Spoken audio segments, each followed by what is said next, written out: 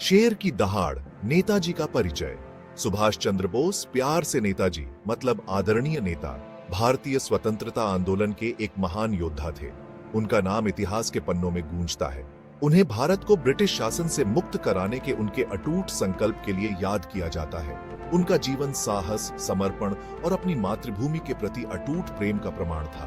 बोस की जीवन गाथा केवल एक ऐतिहासिक वृत्तांत नहीं है, ये भारतीयों की पीढ़ियों के लिए प्रेरणा का स्रोत है। एक मेधावी छात्र से क्रांतिकारी नेता तक का उनका सफर देशभक्ति की भावना को प्रज्वलित करता रहता है।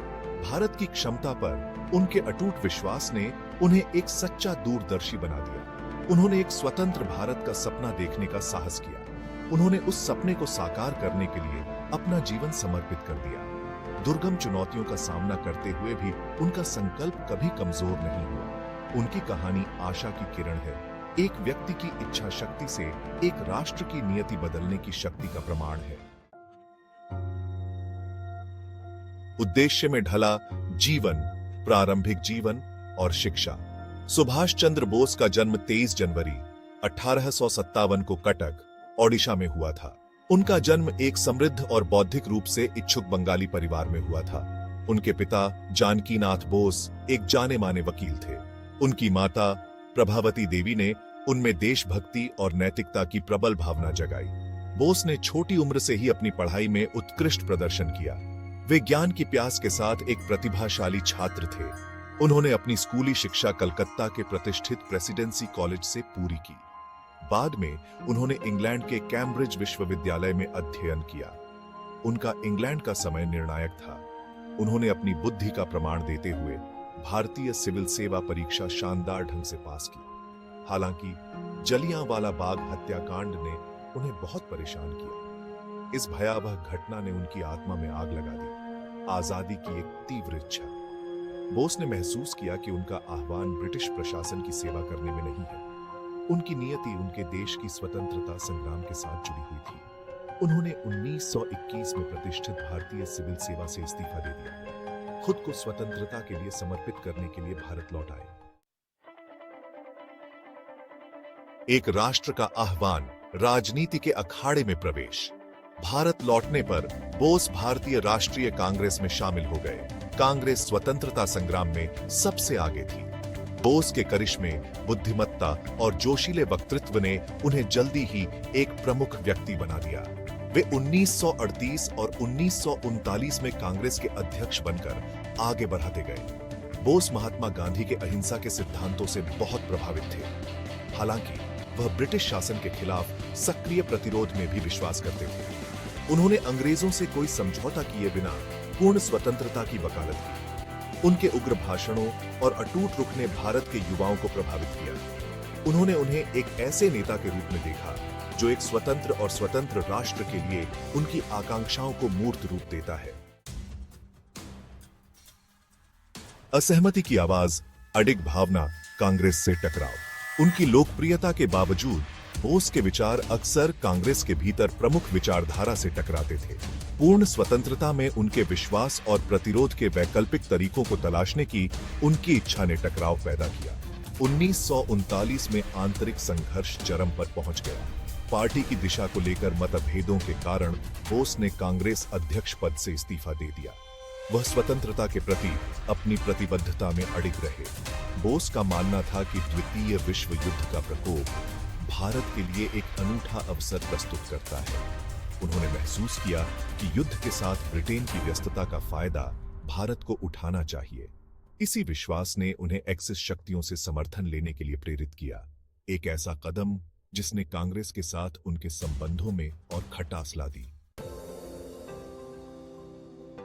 आजादी की ओर फॉरवर्ड ब्लॉक का जन्म। उन्हें मिल रहे विरोध से बेपरवाह बोस ने 1939 में फॉरवर्ड ब्लॉक की स्थापना की। फॉरवर्ड ब्लॉक का उद्देश्य उन भारतीयों को एकजुट करना था जो पूर्ण स्वतंत्रता के उनके दृष्टिकोण को साझा करते थे। वह स्वतंत्रता प्राप्त करने के लिए एक अधिक सक्रिय और मुखर दृष्टिकोण में विश्वास करते थे। बोस का संदेश भारतीय आबादी के एक बड़े वर्ग, खासकर युवाओं को पसंद आया। वे उनके गतिशील व्यक्तित्व और उद्देश्य के प्रति, उनकी अटूट प्रतिबद्धता के प्रति आकर्षित थे। उन्होंने भारतीयों से एकजुट होने और अपने अधिकारों के लिए लड़ने का आग्रह किया। उनके भाषणों में एक उग्र जुनून व्याप्त था, जिसने लाखों लोगों के दिलों में क्रांति की चिंगारी जगा दी। नियति का आह्वान, पलायन और आजाद हिंद फौज का गठन।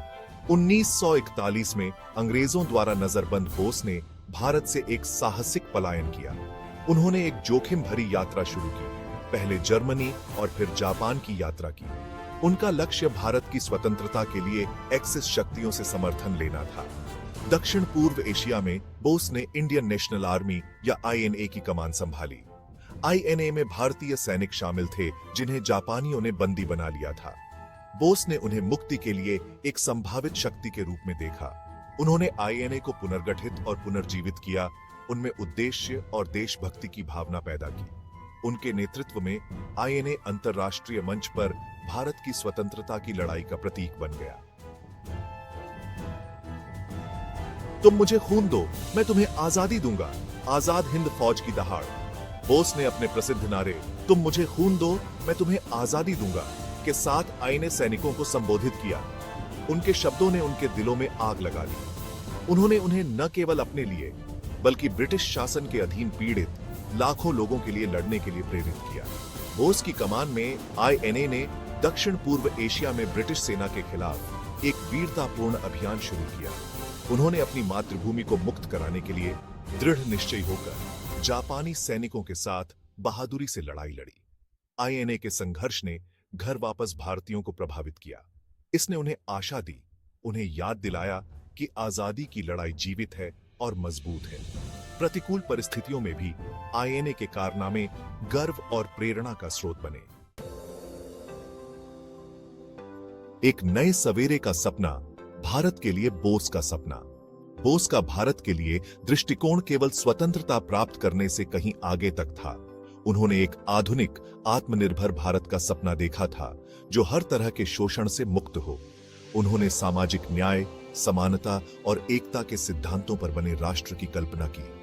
उनका मानना था कि एक मजबूत केंद्र सरकार ही राष्ट्र के सामने मौजूद चुनौतियों का प्रभावी ढंग से सामना कर सकती है।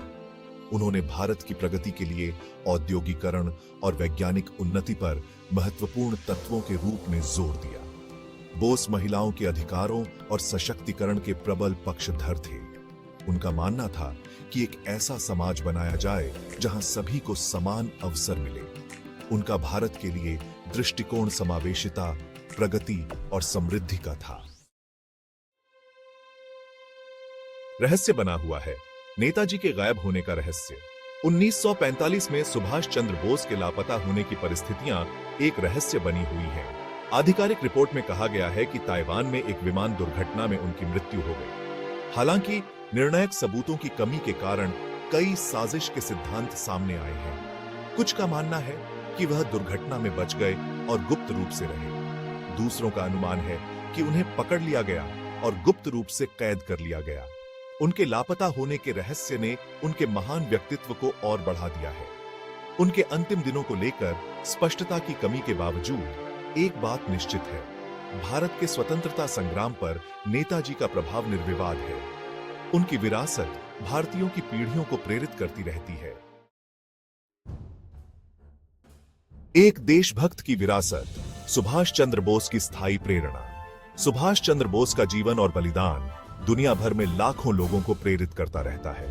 उन्हें एक सच्चे देशभक्त के रूप में याद किया जाता है, जिन्होंने अपना जीवन अपने देश के लिए समर्पित कर दिया। स्वतंत्रता के प्रति उनकी अटूट प्रतिबद्धता, उनका साहस और उनके नेतृत्व के गुणों ने उन्हें एक राष्ट्रीय प्रतीक बना दिया है। बोस की कहानी एक व्यक्ति की इच्छा शक्ति की ताकत का प्रमाण है, जो फर्क ला सकती है। उन्होंने दिखाया कि नेतृत्व के लिए उम्र कोई बाधा नहीं होती। उनका जीवन हमें सिखाता है कि अटूट समर्पण और किसी उद्देश्य के लिए तीव्र जुनून के साथ सबसे कठिन चुनौतियों को भी पार किया जा सकता है। उनकी विरासत एक निरंतर अनुस्मारक के रूप में कार्य करती है कि स्वतंत्रता कोई ऐसी चीज नहीं है जो दी जाती है। यह कुछ ऐसा है जो बलिदान, संघर्ष और अपने सपनों में अटूट विश्वास के माध्यम से अर्जित की जाती है।